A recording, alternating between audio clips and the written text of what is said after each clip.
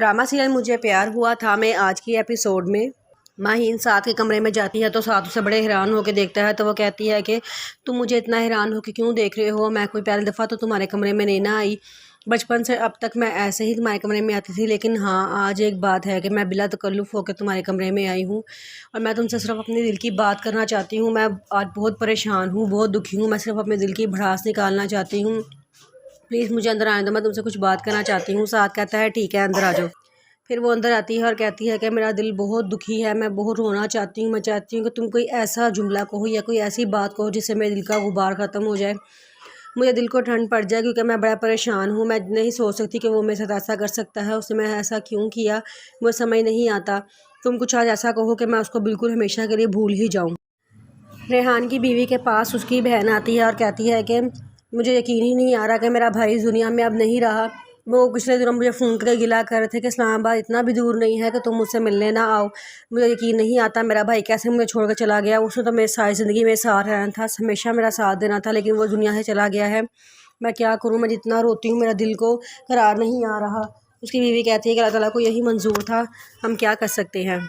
उतनी देर में उनको अरीब के कमरे से कुछ आवाज़ें आती हैं, वो फटाफट वहाँ जल्दी से देखने आती हैं तो अरीब हर चीज़ तोड़ फोड़ रहा होता है, वो बहुत रो रहा होता है। उसकी मम्मा कहती हैं कि अरीब बेटे तुम्हें क्या हो गया है, तुम क्या कर रहे हो, तुम अपने आप को कोई नुकसान ना पहुँचा लेना।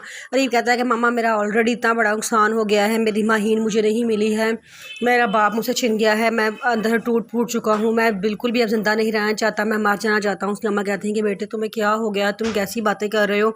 इतनी देर में उसकी खाला भी अंदर आ जाती हैं और आगे कहती हैं कि अरे बेटा अपनी माँ की हालत देखो, उसका अभी शोहर उसे छिना है, उसको भी हौसला दो, तुमने उसकी ताकत बनो, बल्कि तुम उसकी ताकत ख़त्म कर रहे हो, तुम इस तरह रो रहे हो, उसकी हिम्मत टूट रही है, उसको हिम्मत दो, तुम्हारी माँ को तुम्हारी ज़रूरत है, तुम ऐसी बातें क्यों कर रहे हो। वो कहता है कि मैं कैसे हिम्मत दूँ, मेरे अंदर खुद अपनी हिम्मत नहीं है कि मैं अपने आप को संभाल सकूँ, मेरी ज़िंदगी उजड़ गई है, जिससे मैं प्यार करता था, मोहब्बत करता था, उसकी शादी किसी और के साथ हो गई है।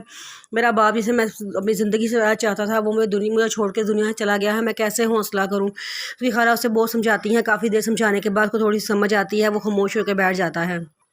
माहीन बड़ा परेशान होती है, वो अपने कमरे में से बाहर निकलती है तो उसके पापा को बुलाते हैं अपने पास, कहते हैं माहीन बेटा इधर आओ, मेरे पास बैठो, मैंने तुमसे कुछ बात करनी है। तो कहती है कि अच्छा पापा जी। वो उसके पापा के पास आगे बैठती है तो उसे समझाना शुरू करते हैं कि देखो बेटा, तुम्हारी माँ ने तुम्हारे लिए एक फ़ैसला किया था, वो तुम्हारे लिए सही साबित नहीं हुआ।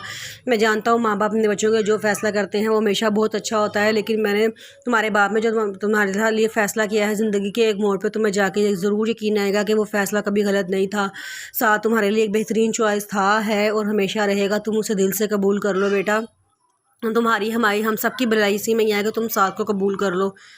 तो सारी सब बातें खामोशी से सुन रही होती है और अपने बाप की खामोशी पे सर झुका देती है।